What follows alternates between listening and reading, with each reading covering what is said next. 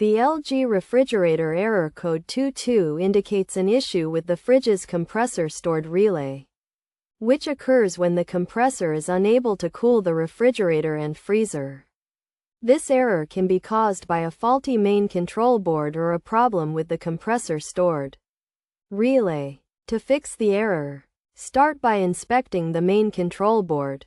Turn off the fridge, unplug it from the power source, and locate the main control board in the compartment at the back of the refrigerator. Unscrew the access panel. Carefully remove the connectors or wires from the main control board and replace it with a new one.